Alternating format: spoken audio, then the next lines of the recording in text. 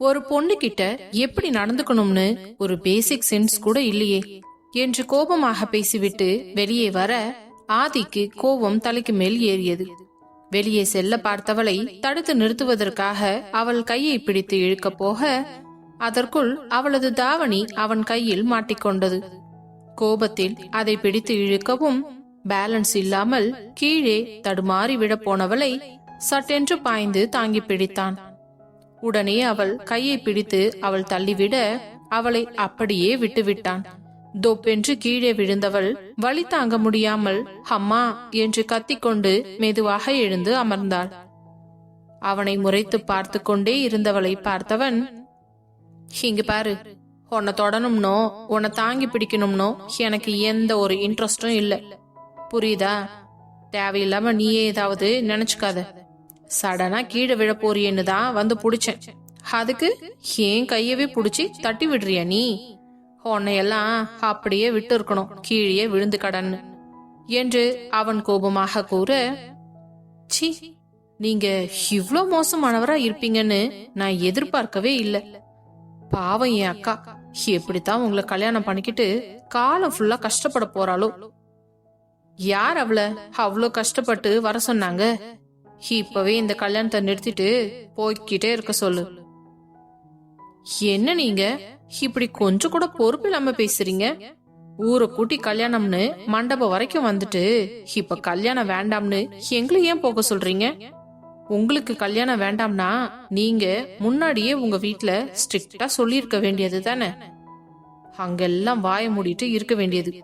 இங்க வந்து பொம்பளைங்க கிட்டதான் இவர் வீரத்தை காட்டுவாராம் என்று அவள் பேசிக்கொண்டே போக ஆதிக்கு பயங்கரமாக கோபம் வந்தது. இங்க பாரு, இதுக்கு மேல நீ ஒரு வார்த்தை பேசினாலும் உனக்கு மரியாதையே இருக்காது. பேசாம இந்த ரூமை விட்டு வெளியே போயிடு. வந்துட்டா என்னை இரிட்டேட் பண்றதுக்குன்னே. ஹலோ, இந்த அவ இவன்னு பேசுறதெல்லாம் என்கிட்ட வச்சுக்காதீங்க. நீங்க மரியாதை கொடுத்தா உங்களுக்கு திரும்ப மரியாதை கிடைக்கும். என்ன பண்ணுவ? என்னடி பண்ணுவ என்று அவன் கிட்டே வர இவள் பயத்தில் சட்டென்று கதவின் அருகே சென்று நின்று கொண்டு, ஆம்பளைங்கிற திமிர்ல பேசிக்கிட்டு இருக்கீங்கல்ல, அதுவும் காசு பணம் இருக்குதுங்கிற அகங்காரம் என்றவள் அழுது கொண்டே அந்த அறையை விட்டு வேகமாக வெளியேறி ஓடினாள். பின்பு மண்டபத்தின் பின்பக்கமாக சென்று அமர்ந்து கொண்டு அவனை நினைத்து நினைத்து அழுதாள். தன் அக்காவின் வாழ்க்கை இப்படியா ஆக வேண்டும்? இந்த நேரத்தில் இந்த கல்யாணத்தை எப்படி நிறுத்துவது? இதனால அக்காவோட வாழ்க்கையில ஏதாவது பிரச்சனை வருமா? நாளை பின் அவளுக்கு கல்யாணம் ஆகிறது கூட கேள்விக்குறியாகும். அதுவும் இல்லாம அக்கா மாமா மேல ரொம்ப ஆசை வச்சிருக்காங்க. என்ன பண்றது என்று குழம்பி தவித்து கொண்டே ஒரு ஓரமாக அமர்ந்து அழுது கொண்டிருந்தாள். அதே நேரம் பிரியங்காவின் அறைக்கு யசோதாவும் கீர்த்தியும் உள்ளே நுழைந்தனர். அப்பொழுது அங்கே இருந்த ரேஷ்மாவை பார்த்து, ஏமா, நாங்க பிரியங்கா கிட்ட கொஞ்சம் தனியா பேசணும். நீ கொஞ்சம் வெளியில இருக்கியா? ஏன், என்னாச்சு? நான் எப்படி பிரியங்காவை தனியா விட்டுட்டு போக முடியும்? நான் மாப்பிள்ளையோட அத்தை தான், தெரியுமில்ல? தெரியுங்க, இருந்தாலும் நாங்க பிரியங்கா கிட்ட கொஞ்சம் தனியா பேசணும். தயவு செஞ்சு வெளியே போறீங்களா என்று கீர்த்தி பேசியதும் உடனே ரேஷ்மா பிரியங்காவை பார்க்க பிரியங்காவும் கண்ணசைத்தாள். சரிடி, நீ வெளியில இரு, நான் இவங்க கிட்ட பேசிட்டு வரேன். பின்பு அவள் வெளியே சென்றதும் கதவை உள்பக்கமாக தாழிட்ட கீர்த்தி பிரியங்காவின் அருகே வந்து நின்று, அம்மா, இவதான் பிரியங்காவா? இவளைத்தான் மாமா கல்யாணம் பண்ணிக்க போறாரா? அப்படி ஒண்ணு என் அழகுல பாதி கூட இல்லையே. அது எனக்கு தெரியுது, உங்க அத்தைக்கும் மாமாவுக்கும் தெரிஞ்சா தானே. ஏதோ ஊர்லயே இல்லாத அழகிய கல்யாணம் பண்ணி கூட்டிட்டு வரதா நினைச்சிட்டு ஓவரா ஆட்டம் போட்டு இருக்குதுங்க அந்த ரெண்டு பெருசுங்களும். பிரியங்காவிற்கு தலையும் புரியவில்லை, வாலும் புரியவில்லை. நீங்க என்ன பேசுறீங்கன்னு எனக்கு ஒண்ணுமே புரியல, கொஞ்சம் தெளிவா பேசுறீங்களா? இங்க பாருமா, நான் மாப்பிள்ளையோட அத்தை யசோதா, இவ என் பொண்ணு கீர்த்தி, அதாவது ஆதியோட முறை பொண்ணு என்றதும் பிரியங்காவிற்கு பக்கென்று ஆகிவிட்டது. இவ்வளவு அழகான வசதியான முறைப்பெண் இருந்தும் எதற்காக வெளியில் பெண் தேடுகிறார்கள் என்று குழப்பமானவள், சரிங்க, இப்போ அதுக்கு என்ன பண்ணணும்? என் பொண்ணுதான் ஆதிய கல்யாணம் பண்ணிக்கணும்னு ஆசைப்பட்டா. அவர் தான் வேண்டாம்னு சொல்லிட்டாரு இல்ல என்றதும் கீர்த்திக்கு அவமானமாக போய்விட்டது.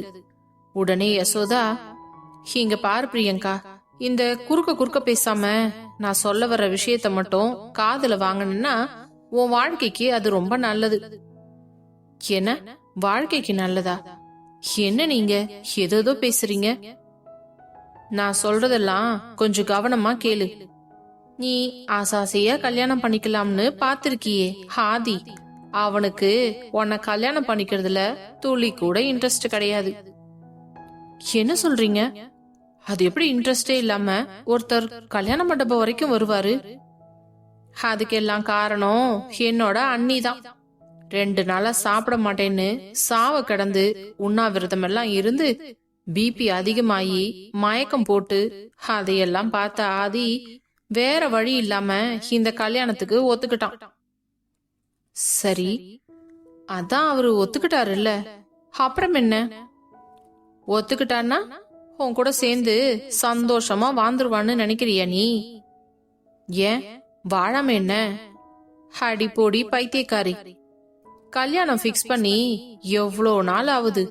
பொண்ணு பார்க்கும்போது, துணி எடுக்கும்போது, நகை எடுக்கும் போதுன்னு ஒரு தடவையாவது ஆதி உன்னை வந்து பாத்திருக்கானா? இல்ல உன்கிட்ட பேசுறதுக்கு தான் முயற்சி பண்ணியிருக்கானா? அவனுக்கு உன்னை சுத்தமா பிடிக்காது. அதனால நீ யாரு, எப்படி இருப்ப, என்ன ஏதுங்கிறத கூட தெரிஞ்சுக்கிறதுல அவனுக்கு இன்ட்ரெஸ்டே இல்ல என்றதும் பிரியங்காவிற்கு தூக்கி வாரி போட்டது. அதனால என்னங்க, விருப்பம் இல்லாட்டினாலும் கல்யாணத்துக்கு அப்புறம் அவரை நான் என்னோட அன்பால மாத்திடுவேன் என்று கூற உடனே கீர்த்தியும் யசோதாவும் குப்பென்று சிரித்து விட்டனர். கீர்த்தி, ஆதிய பத்தி தெரியாம இந்த பொண்ணு ஏதோ லூசுத்தனமா உளறிக்கிட்டு கிடக்கு. அவன் எந்த காலத்திலயும் மாறமாட்டான். அவனுக்கு இந்த கல்யாணம் பண்ணிக்கிறது, பொண்ணுங்க இதுல எல்லாம் சுத்தமா இன்ட்ரெஸ்டே கிடையாது. இதெல்லாம் தெரிஞ்சதுனால தானே எங்க கீர்த்திய நாங்க அவனுக்கு கல்யாணம் பண்ணி கொடுக்க மாட்டோம்னு சொல்லிட்டேன் என்றதும் பிரியங்காவிற்கு குழப்பமாகிவிட்டது. என்ன சொல்றீங்க நீங்க? கல்யாணம் பண்ணி கொடுக்க மாட்டேன்னு சொன்னீங்களா? ஆமா, கொஞ்சம் கூட பொண்ணுங்க மேல இன்ட்ரெஸ்டே இல்லாதவனுக்கு எப்படி என் பொண்ண கல்யாணம் பண்ணி கொடுக்கறது? கல்யாணங்கிறது எதுக்கு பண்ணி கொடுக்கறாங்க? பொண்ணு மாப்பிளையும் சந்தோஷமா வாழ்ந்து அந்த குடும்பத்தை தழைக்க வைக்கணும்னு தானே. அப்படி எதுவும் நடக்காதுன்னு தெரிஞ்சதுக்கு அப்புறம் எதுக்கு என் பொண்ண கல்யாணம் பண்ணி கொடுத்து அவளோட வாழ்க்கையே கெடுக்கணும்? அதான் நாங்க அப்படியே ஒதுங்கிக்கிட்டோம். எங்க அண்ணி இதுதான் சமயம்னு ஒண்ணுமே இல்லாத உங்களுடைய மிடில் கிளாஸ் குடும்பத்தை கரெக்டா யூஸ் பண்ணிக்கிட்டாங்க. நீங்களும் பணத்துக்கு ஆசைப்பட்டு இதோ கல்யாண மண்டபம் வரைக்கும் வந்துட்டீங்க என்றதும் பிரியங்காவிற்கு தலையை சுற்றுவது போல இருந்தது. என்னங்க நீங்க என்னென்னவோ பேசிக்கிட்டே போறீங்க, இதெல்லாம் நம்புற மாதிரியே இல்லையே. அப்படியா? இத நீ கட்டிக்க போறவனே அவன் வாயால சொன்னா அப்ப நீ நம்புவியா? அப்ப நான் கண்டிப்பா நம்புவேன். ஆனா அவர் இப்படி எதுவுமே இது வரைக்கும் என்கிட்ட சொன்னதே இல்லையே. அவன் தான் உன்கிட்ட பேசுறதுக்கே முயற்சி எடுக்கலையே, அப்புறம் எப்படி இதெல்லாம் உன்கிட்ட சொல்லுவான்? சரி, இன்னைக்கு நைட்டு நான் சொல்ற டைமுக்கு மாப்பிள்ள ரூம் பக்கம் வந்துரு. அவன் வாயாலேயே அவனையே சொல்றத நீயே லைவா பாக்கலாம். அத உன் காதால கேட்டாதான் நீயும் நம்புவ இல்ல என்று கூற அவளுக்கு ஒரே குழப்பமாக இருந்தது. பின்பு யசோதா, இங்க பாருமா, பொண்ண பார்த்தாலும் என்னோட பொண்ணு மாதிரி தான் இருக்க. உன்னோட நல்லதுக்காகத்தான் சொல்றேன். நீ ஆதிய மட்டும் கல்யாணம் பண்ணிக்கிட்டா நிச்சயமா கடைசி வரைக்கும் உன்னால சந்தோஷமாவே வாழ முடியாது. உன் புருஷன் கூட சேர்ந்து தாம்பத்திய சுகத்திலையும் ஈடுபட முடியாது. அதே மாதிரி உன்னால நாளைக்கு ஒரு குழந்தையும் பெத்துக்க முடியாது. காலம் ஃபுல்லா பட்ட மரமாவே இருக்க வேண்டியதுதான். இதெல்லாம் உனக்கு தேவையா? வசதி குறைவா இருந்தாலும் பாசமாவும் அன்பாவும் பாத்துக்கிற புருஷன் கிடைக்கணும்னு தான் எல்லா பொண்ணுங்களும் ஆசைப்படுவாங்க. நீ மட்டும் வித்தியாசமா காசு பணம் இருந்தா போதும்னு வந்துட்டு போல இருக்கு. எதுக்கு நீங்க இப்படி எல்லாம் பேசுறீங்க என்று கேட்க சற்று சமாதானமான யசோதா, இங்க பாருமா, மறுபடியும் சொல்றேன், நீயும் என் பொண்ணு கீர்த்தி மாதிரி தான். உன் வாழ்க்கை நல்லா இருக்கணும்னு தான் நான் இவ்ளோ நேரமா பேசிக்கிட்டு இருக்கேன். நீ மட்டும் ஆதிய கல்யாணம் பண்ணிக்கிட்டு சந்தோஷமா வாழணும்னு நினைச்சா அது நடக்கவே நடக்காது.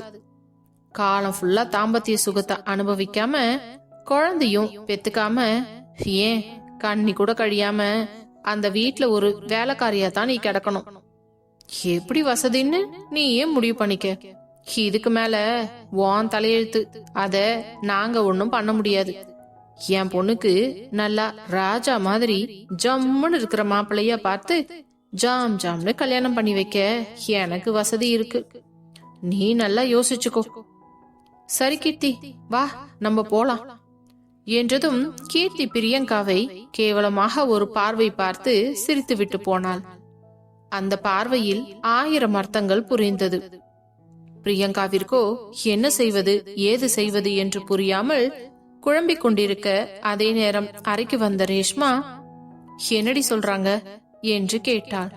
அவர்கள் சொன்னது அனைத்தையும் அவளிடம் கூற, என்னடி இது இப்படி சொல்லிட்டு போறாங்க, இப்போ என்ன பண்றது? இவ்ளோ தூரம் வந்துட்டு இந்த கல்யாணத்தை கூட நிறுத்த முடியாது. ஆனா இவங்க சொல்றத நம்ம எப்படி நம்புறது என்று கேட்க, பிரியங்காவும் குழப்பமாக, ஆமாண்டி, இவங்க சொல்றத வச்சு நம்ம என்னன்னு டிசைட் பண்றது என்று இவர்கள் குழப்பமாக பேசிக் கொண்டிருக்க, அதே நேரம் அறைக்குள் நுழைந்தாள் வைஷ்ணவி. அவளை பார்த்தவுடன் பிரியங்காவிற்கு சந்தோஷம். உடனே ஓடிச் சென்று அவளை பிடித்து, என்ன வைஷு, உங்க மாமாவை பாத்தியா, பேசிட்டியா? அவரு மண்டபத்துல தானே இருக்கிறாரு, உன்கிட்ட ஏதாச்சும் சொன்னாரா என்றதும் தன் அக்காவை நிமிர்ந்து பார்த்தவள் ஓ என்று கதறிக்கொண்டு அவளை இறுக்கமாக அணைத்துக் கொண்டார். வைஷு, எதுக்காகடி நீ இப்படி அழுவுற? என்னன்னு சொல்லுடி, மனசெல்லாம் பக்கு பக்குன்னு ஆகுது. இல்லக்கா என்று அங்கு நடந்த அனைத்தையும் கூறி முடிக்க, ரேஷ்மாவிற்கும் பிரியங்காவிற்கும் தலையில் இடி இறங்கியது போல இருந்தது. இருவரும் ஒருவரையொருவர் பார்த்து கொண்டிருக்க, பிறகு ரேஷ்மா வைஷ்ணவியின் கண்களை துடைத்துவிட்டு, சரி வைஷு, நீ போயிட்டு கொஞ்சம் ரிலாக்ஸ் பண்ணிக்கோ, சரியா என்றதும் வைஷ்ணவியும் சரி என்று தலையை ஆட்டிவிட்டு கண்களை துடைத்துக் கொண்டு வெளியே சென்று விட்டாள். பிறகு ரேஷ்மா பிரியங்காவை பார்த்து, பிரியங்கா, எனக்கு என்னவோ விஷயம் ரொம்ப சீரியஸா இருக்கிற மாதிரி இருக்கு. இந்த யசோதா வந்துட்டு சொல்லிட்டு போனதையும் ஆதி வைஷ்ணவி கிட்ட நடந்துகிட்டதையும் வச்சு பார்க்கும்போது அந்த ஆளுக்கு நிச்சயமா உன்னை கல்யாணம் பண்ணிக்கிறதுல விருப்பமே இல்ல. ஏதோ ஒரு கட்டாயத்துக்காகத்தான் இந்த கல்யாணத்துக்கு ஒத்துக்கிட்டு இருக்கிறாரு. இந்த ஆள் கூட எல்லாம் நீ சேர்ந்து வாழறது நடக்கவே நடக்காது. பிரியங்கா, காலம் ஃபுல்லா நீ இப்படியே அழுதுகிட்டே இருக்க வேண்டியதுதான்.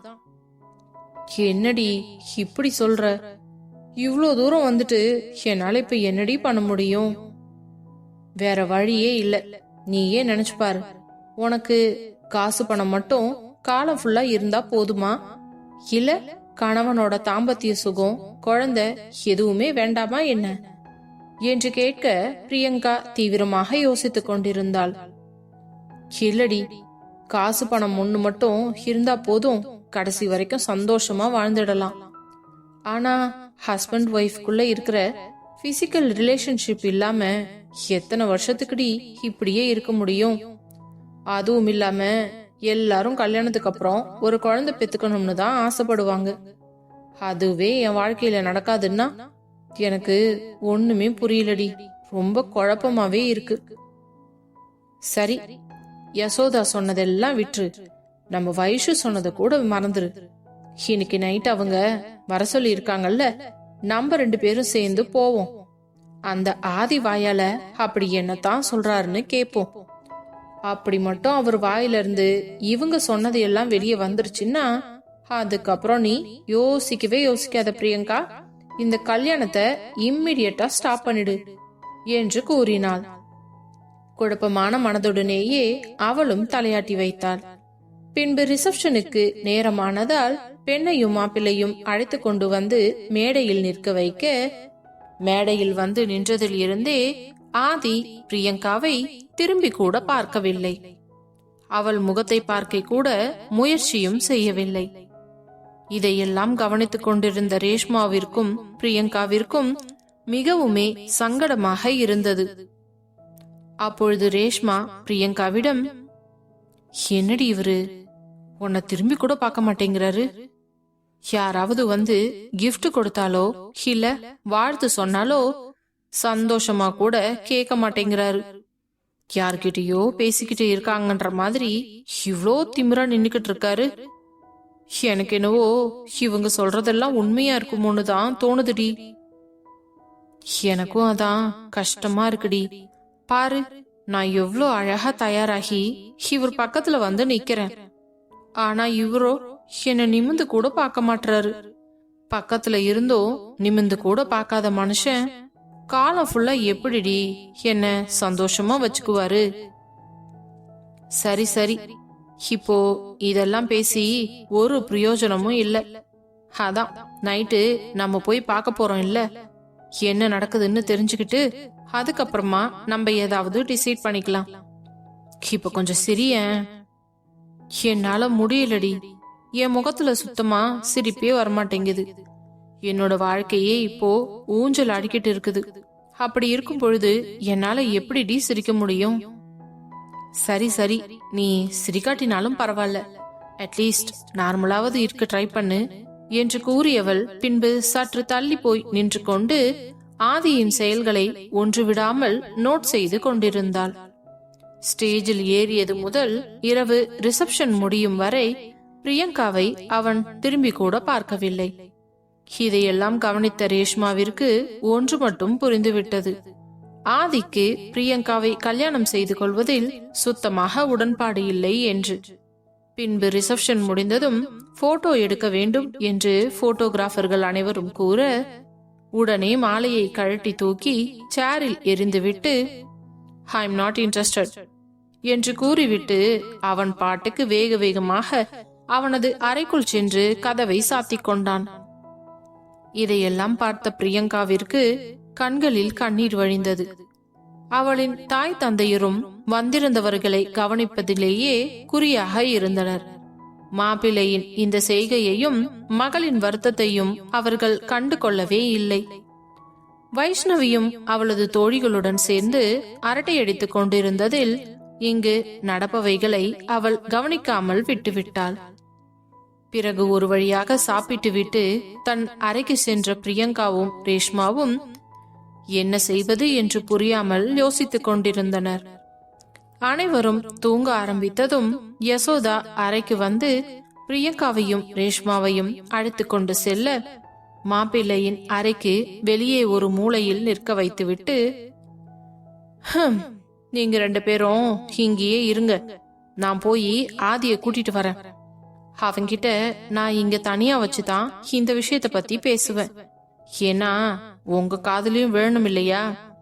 கேட்டா தானே உங்களுக்கும் இந்த விஷயம் எல்லாம் புரிய வரும் என்றவர் பின்பு அவர்களை மறைவாக நிற்க வைத்துவிட்டு நேராக ஆதியின் அறைக்கு சென்று கதவை தட்டினார். கதவை திறந்த ஹரி, வாங்க ஆண்டி. ஆதி என்ன பண்றான்? அவன் லேப்டாப்ல கொஞ்சம் ஒர்க் பண்ணிக்கிட்டு இருக்கான். சரி, நீங்க கொஞ்சம் தள்ளுங்க, நான் அவன்கிட்ட பேசணும் என்று உள்ளே நுழைய அவரை நிமிர்ந்து பார்த்த ஆதி, என்னத்த இந்த நேரத்துல வந்திருக்கீங்க? ஆதி, உன்கிட்ட ஒரு முக்கியமான விஷயம் பேசணும்பா. சொல்லுங்க, என்ன விஷயம்? அத இங்க வச்சு பேச வேண்டாம், கொஞ்சம் வெளியில வரியா? என்னத்த, நான் தான் வேலை செஞ்சிட்டு இருக்கேன்ல, எதுக்கு என்ன இப்படி தொல்லை பண்றீங்க? பிளீஸ் பா, தயவு செஞ்சு எனக்காக வாயேன். என் பொண்ணுதான் நீ கட்டிக்க மாட்டேன்னு தூக்கி எறிஞ்சிட்ட.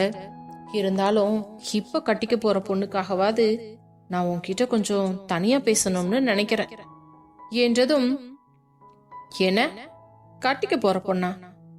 அவளை பத்தி பேசுறதுக்கு என்ன இருக்கு? தயவு செஞ்சு நீ வாப்பா என்றதும் வேறு வழி இல்லாமல் லேப்டாப்பை மூடி வைத்துவிட்டு அவருடன் வெளியே வந்தான். தனியாக ஒரு மறைவான இடத்திற்கு கூட்டிச் சென்றவர் அவனை அங்கு நிற்க வைக்க, எதுக்காகத்த என்ன இங்க கூட்டிட்டு வந்திருக்கீங்க? நீங்க எது பேசுறதா இருந்தாலும் என்னோட ரூம்லயே பேசியிருக்கலாமே. இல்ல ஆதி, அங்க ஹரியும் விஸ்வாவும் இருக்காங்க. அதுவும் இல்லாம யார் வேணாலும் எப்ப வேணாலும் உள்ள வருவாங்க. எதுக்கு தொந்தரவு? அதனாலதான் உன்னை இங்க தனியா கூட்டிட்டு வந்தேன். சரி சரி, வள வளன்னு பேசாம விஷயத்த சொல்லுங்க. ஆதி, உன்கிட்ட ஒரு விஷயம் வேண்டி கேட்டுக்கிறேன்பா. என்ன வேண்டி கேட்டுக்கிறீங்களா? நீங்க அப்படியெல்லாம் பேசுற ஆளே கிடையாதே. என்ன விஷயம் சொல்லுங்க என்று திமிராக பேச, அதையெல்லாம் பொறுத்து கொண்ட யசோதா, உன்னோட வருங்கால பொண்டாட்டி பிரியங்கா இருக்கால்ல, என்ன விஷயம் சொல்ல வந்தீங்களோ அத மட்டும் சொல்லுங்க. இந்த வருங்கால பொண்டாட்டி வெங்காயம் எல்லாம் பேசிக்கிட்டு இருக்காதீங்க என்றதும் பிரியங்காவிற்கு அவமானமாக ஆகிவிட்டது. சரிப்பா, நீ கோவப்படாத. அந்த பொண்ணை பார்த்தா ரொம்ப நல்ல பொண்ணு மாதிரி தெரியுது. வசதி வாய்ப்பே இல்லாட்டினாலும் நிச்சயமா உன்கிட்ட அன்பாவும் பாசமாவும் நடந்துப்பா. ஆனா நீ இப்படி விருப்பமே இல்லாம அவளை கல்யாணம் பண்ணிக்கிறேன்னு தெரிஞ்சா அவ நொந்து போயிடுவாப்பா. அதுக்கு என்ன பண்ண சொல்றீங்க? எதுவுமே என்கிட்ட கேட்காம விசாரிக்காம தானே இந்த கல்யாணத்துக்கு ஏற்பாடு பண்ணாங்க. அப்போ என்ன அர்த்தம்? என்னோட காசு பணம் சொத்துக்கு ஆசைப்பட்டு தானே இந்த மண்டபம் வரைக்கும் வந்திருக்காங்க. கல்யாணத்துக்கு அப்புறம் என் வீட்டுக்கு வந்து வேலை காதிரி மாதிரி காலம் ஃபுல்லா கிடந்து கஷ்டப்படட்டும். எப்படி சந்தோஷமா வீட்டுக்குள்ள வராலோ அதை விட மோசமா இந்த வீட்டை விட்டு அவளை நான் விரட்டி அடிக்கல. என் பேரு ஆதி கிடையாது. கல்யாணம் பிக்ஸ் பண்ணி இவ்வளவு நாள்ல ஒரு நாளாவது என்கிட்ட பேச ட்ரை பண்ணிருப்பாளா? என் மனசுல என்ன இருக்குதுன்னு தான் கேட்டிருப்பாளா? நான் இன்ன வரைக்கும் அவளோட முகத்தை கூட பார்த்ததில்ல, அவகிட்ட பேசுனதும் இல்லையே. அப்ப கூடவா அவளுக்கு இது புரியாம இருந்திருக்கும்? எல்லாம் தெரிஞ்சும் அவ இவ்வளவு தூரம் அமைதியா இருந்து இந்த கல்யாண மண்டபம் வரைக்கும் வந்திருக்கான்னா அவ எப்பேற்பட்ட பணத்தாசை பிடிச்சவளா இருப்பா. இப்படிப்பட்ட அவளோட சந்தோஷத்தை பத்தி எல்லாம் எனக்கு என்ன கவலை என்று அவன் பேசிக்கொண்டே போக, பிரியங்காவிற்கும் ரேஷ்மாவிற்கும் தலையில் பெரிய பாறாங்கல்லை தூக்கி போட்டது போல இருந்தது. பிரியங்காவின் கண்களில் இருந்து தாரை தாரையாக கண்ணீர் வடிந்து கொண்டிருக்க, அதையெல்லாம் பார்த்த ரேஷ்மாவிற்கு இதயமெல்லாம் வலித்தது.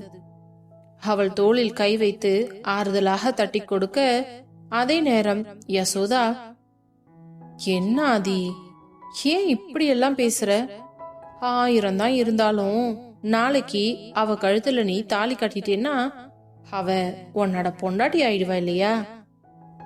பொண்டாட்டியா? அவளை ஒரு மனுஷியா கூட மதிக்க மாட்டேன். அவ என்னை பொறுத்த வரைக்கும் என் வீட்டு வேலைக்காரி, அவ்வளவுதான். இத பத்தி பேசுறதுக்கு தான் நீங்க முன்னாடியே கூப்பிடுறீங்கன்னு தெரிஞ்சிருந்தா நான் வந்திருக்கவே மாட்டேன். என்னோட டைம் தான் வேஸ்ட். அந்த பொண்ணை பத்தி எல்லாம் பேசி எனக்கு எதுவுமே ஆக போறதில்ல. நான் வரேன் என்று வேகமாக சென்று தன் அறைக்குள் கதவை சாத்திக் கொண்டான். பின்பு பிரியங்காவிடம் வந்த யசோதா, என்ன பிரியங்கா, எல்லாத்தையும் கேட்டல்ல, இதுக்கு மேலையும் உனக்கு இந்த கல்யாணத்தை பண்ணிக்கிறதுல இன்ட்ரெஸ்ட் இருக்குதுன்னா அதுக்கப்புறம் உன்னோட இஷ்டமா, எனக்கு ஒரு பிரச்சனையும் இல்லை என்று கூறிவிட்டு அவர் கேஷுவலாக சென்று விட, பிரியங்காவின் கண்களிலிருந்து மாலை மாலையாக கண்ணீர் வடிந்து கொண்டிருந்தது. அதையெல்லாம் பார்த்த ரேஷ்மாவிற்கும் மிகவும் வருத்தமாக இருந்தது. பின்பு அவளை அழைத்துக் கொண்டு நேராக மணப்பெண் அறைக்கு சென்றவள் கதவை உள்புறமாக பூட்டிவிட்டு, பிரியங்கா, என்னடி இது, இவ்ளோ மோசமானவனா இருக்கான்? இவனை போயா கல்யாணம் பண்ணிக்க போற? உன் வாழ்க்கையே நாசமா போயிடும் போல இருக்குது. ரேஷ், எனக்கும் என்ன பண்றதுன்னு தெரியலடி. இவ்வளவு விஷயம் தெரிஞ்சதுக்கு அப்புறம் சத்தியமா நான் அவனை கல்யாணமே பண்ணிக்க மாட்டேன். இப்படி ஒரு ஆளை கல்யாணம் பண்ணிக்கிட்டு காலம் ஃபுல்லா கஷ்டப்படணும்னு எனக்கு ஏதாவது தலையில எழுதி இருக்கா என்ன? அதுவும் இல்லாம நான் இந்த மாப்பிள்ளைக்கு ஓகே சொன்னதுக்கு காரணமே அவங்க ரொம்ப வசதியா இருக்காங்கன்ற ஒரே காரணத்துக்காகத்தான். பணத்தோட சேர்ந்து சூப்பரான மாப்பிள்ளையும் கிடைச்சிருக்கு, லைஃப்ல அழகா செட்டில் ஆயிடலாம்னு நான் கனவெல்லாம் கண்டுட்டு இருக்கும் போது இந்த ஆள் என்னடான்னா இப்படி எல்லாம் பேசுறான். என்னை பார்த்தா அவனுக்கு அவ்வளோ கேவலமா இருக்கா? இவனை கல்யாணம் பண்ணிக்கிட்டு நான் காலம் ஃபுல்லா கஷ்டப்படவா முடியும்? அதுவும் இல்லாம இவனால எனக்கு எந்த சுகமும் இல்லைன்னு ஆனதுக்கு அப்புறம் இவனோட காசை மட்டும் வச்சுக்கிட்டு நான் என்னத்த பண்ண முடியும்? வேணாண்டா சாமி, எனக்கு இந்த பணமும் வேண்டாம், இந்த மாப்பிளையும் வேண்டாம். சரி அப்படின்னா உங்களோட அப்பா அம்மாவை இப்பவே கூட்டிட்டு வரேன். அவங்க கிட்ட சொல்லி எப்படியாவது இந்த கல்யாணத்தை தடுத்து நிறுத்திடி. சரிடி, நீ போய் சீக்கிரமா கூட்டிட்டு வா என்றவள் அந்த அறையிலேயே இருக்க, அப்பொழுது ரேஷ்மா கதவை திறக்கவும் அங்கே பிரியங்காவின் அப்பாவும் அம்மாவும் நின்று கொண்டிருந்தனர். அவர்களை பார்த்ததும் ரேஷ்மா, உங்களை தான் அங்கிள் ஆன்டி கூட்டிட்டு வரணும்னு வந்தேன், அதுக்குள்ள நல்ல வேலை நீங்களே வந்துட்டீங்க. ஃபர்ஸ்ட் உள்ள வாங்க, பிரியங்கா உங்ககிட்ட ஏதோ முக்கியமான விஷயம் பேசணும்னு சொல்றா. அப்படி என்ன விஷயம் என்றவர்கள் வேகமாக உள்ளே வந்தனர். அவள் அம்மா என்று பேச தொடங்கும் முன்னரே, பிரியங்கா எனக்கு ரொம்ப சந்தோஷமா இருக்குமா, வந்திருந்த நம்ம சொந்தக்காரவங்க எல்லாருமே பிரியங்காவுக்கு இப்படி ஒரு வாழ்க்கை கிடைச்சிருக்கான்னு மூக்கு மேல விரல வச்சுட்டாங்க. இன்னைக்கு எல்லாரோட கண்ணும் என் பொண்ணு மேலதான் இருந்துச்சு. இவங்களோட கண்ணெல்லாம் பட்டு கல்யாணத்துல எந்த பிரச்சனையும் வராம நல்லபடியா உன் கல்யாணம் முடியணும், அதுதான் எனக்கு வேணும் என்று கூற, அதே நேரம் சுரேஷும், ஆமா பிரியங்கா, என்னன்னே தெரியல, இங்க மண்டபத்துக்கு வந்ததுல இருந்து இதயம் படபடன்னு அடிச்சுக்கிட்டே இருக்கு, எனக்கு ஒரு மாதிரி பதட்டமா இருக்குமா. இந்த கல்யாணத்துல எந்தவித குழப்பமும் வராம நல்லபடியா நடந்து முடிக்கணும், எனக்கு அதுதான் வேணும். அப்படி மட்டும் இந்த கல்யாணத்துல ஏதாவது பிரச்சனை வந்து இந்த கல்யாணம் நடக்க முடியாத ஒரு சிச்சுவேஷன் வந்துச்சுன்னா அதை தாங்கிக்கிற அளவுக்கு என் மனசுல தெம்பில்லம்மா. அடுத்த நிமிஷம் என் இதயமே வெடிச்சு நான் இறந்து போயிடுவேன் என்றதும், பிரியங்கா அப்பா என்று அவர் வாயை பொத்தி விட்டு, ஏன்பா இப்படி எல்லாம் பேசுறீங்க, எனக்கு உங்களை விட்டா வேற யாரு இருக்காங்க சொல்லுங்க, நீங்க எதை பத்தியும் கவலைப்படாதீங்க என்று அவரிடம் கூற, நான் வேற என்னென்னவோ பேசி உன்னோட மனநிலைமையை கெடுத்துட்டேன். சரிம்மா, ரொம்ப டைம் ஆயிடுச்சு, நீ படுத்து தூங்கு, காலையில சீக்கிரமா எழுந்திருக்கணும். ஆமா, இந்த வைஷு எங்க? அவளோட ஃப்ரெண்ட்ஸ் கூட இருப்பாப்பா. சரிம்மா நீ தூங்கு, நான் அவளை போய் அனுப்பி வைக்கிறேன் என்றவர் வெளியே செல்ல, உடனே ரேஷ்மா, என்னடி இது, இவ்ளோ தூரம் விஷயத்த சொல்றதுக்கு வந்துட்டு ஏண்டி சொல்லாம விட்ட? ரேஷ், அப்பா அம்மா பேசினதெல்லாம் பார்த்தல்ல, அவங்க கிட்ட என்னால சத்தியமா சொல்ல முடியாதுடி. அதுவும் இல்லாம நான் இப்ப இந்த கல்யாணம் வேண்டாம்னு சொன்னாலும் அவங்க கேக்குற மனநிலைமையில இல்ல. ஏதாவது பேசி என்னை கன்வின்ஸ் பண்ணி இந்த கல்யாணத்தை எனக்கு பண்ணி வைக்கிறதுல தான் அவங்க குறியா இருப்பாங்க. அப்போ அந்த அரக்கனையே கல்யாணம் பண்ணிக்கலாம்னு நீ முடிவு பண்ணிட்டியா என்ன? இல்லடி, சத்தியமா அது மட்டும் என்னால முடியவே முடியாது. நான் காலம் ஃபுல்லா கல்யாணமே பண்ணாம இருந்தாலும் இருந்துருவேனே தவிர இவனை கல்யாணம் பண்ணிக்கிட்டு என்னால கண்ணீரெல்லாம் சிந்த முடியாது. அப்போ இதுக்கு என்ன தாண்டி வழி? ரேஷ்மா, எனக்கு ஒரு ஹெல்ப் பண்ணுவியா? சொல்லுடி, உனக்காகத்தானே நான் இங்க இருக்கேன், உனக்காக நான் என்ன வேணாலும் செய்வேன். எப்படியாவது எல்லாரும் தூங்குனதுக்கு அப்புறமா என்னை இங்க இருந்து வெளியில மட்டும் கூட்டிட்டு போயிடுடி. நம்ம ஒரு 2 நாளைக்கு இவங்க கண்ணிலேயே படாம இருக்கலாம். கல்யாணம் நின்னு போய் எங்க வீட்டுல எல்லாரும் வீட்டுக்கு வந்ததுக்கு அப்புறமா நான் போய் நடந்த விஷயத்தை எல்லாம் சொன்னேன்னா அவங்க கண்டிப்பா புரிஞ்சுப்பாங்க. அதுக்கப்புறம் எப்பவும் போல நான் அப்பா அம்மா கூடயும் என் தங்கச்சி கூடயும் சந்தோஷமா இருப்பேன் என்று கூற, அவள் சொல்வதும் சரிதான் என்பது போல ரேஷ்மாவிற்கும் தோன்றியது. சரி, நீ ஃப்ரீயா விடு, நீ ட்ரெஸ் மாத்திட்டு ரெடியா இரு. இவங்க கொடுத்த புடவை நகை எதுவுமே உனக்கு வேண்டாம். எல்லாத்தையுமே கழட்டி வச்சுட்டு ஒரு சுடிதார் எடுத்து போட்டுக்கோ. எல்லாரும் நைட்டு தூங்குனதுக்கு அப்புறமா நான் உன்னை கூட்டிட்டு போறேன் என்று கூற அப்போதுதான் அவளுக்கு நிம்மதியாக இருந்தது. அதே நேரம் வைஷ்ணவி அறைக்கு வந்ததும், அக்கா, என்ன மேக்கப் எல்லாம் கழிச்சிட்டு சாரியையும் ரிமூவ் பண்ணிட்டு சிம்பிளா சுடிதார் போட்டுட்டு இருக்கீங்க? நாளைக்கு ஃபுல்லா கசகசன்னு சாரி தினடி கட்டிக்கிட்டு இருக்க போறேன். அதனாலதான் இப்பயே சுடிதார் போட்டுட்டு கம்ஃபர்டபுளா தூங்க போறேன். அதுவும் சரிதான்க்கா, எனக்கு பயங்கரமா தூக்கம் வருது என்றதும் அவளை அழைத்து சென்று மெத்தையில் படுக்க வைக்க சிறிது நேரத்திலேயே ஒரு குழந்தையைப் போலவே கையையும் கால்களையும் சுருக்கி கொண்டு தூங்கிவிட்டாள். அதை பார்த்த பிரியங்கா, வைஷு, ஒரு 2 நாளைக்கு மட்டும் அப்பா அம்மாவை பாத்துக்கோ, அதுக்கப்புறம் நான் வந்துடுறேன் என்று அவள் தலையை வருடி கொடுத்தவள் அதே நேரம் ரேஷ்மா கதவை திறந்து கொண்டு உள்ளே வர அவளை பார்த்தவுடன் தான் பிரியங்காவிற்கு நிம்மதியே வந்தது போல இருந்தது. ஃப்ரெண்ட்ஸ், நிறைய பேர் நம்ம வீடியோவை பாக்குறீங்க, ஆனா யாருமே லைக் பண்றதும் இல்ல, சப்ஸ்கிரைப் பண்றதும் இல்ல. நீங்க பண்ற அந்த ஒரு லைக்கும் சப்ஸ்கிரைபும் தான் என்ன பெரிய அளவுல மோட்டிவேட் பண்ணும். அதனால மறக்காம உங்களோட லைக்கையும் சப்ஸ்கிரைபையும் எனக்கு கொடுத்துருங்க. தேங்க்யூ.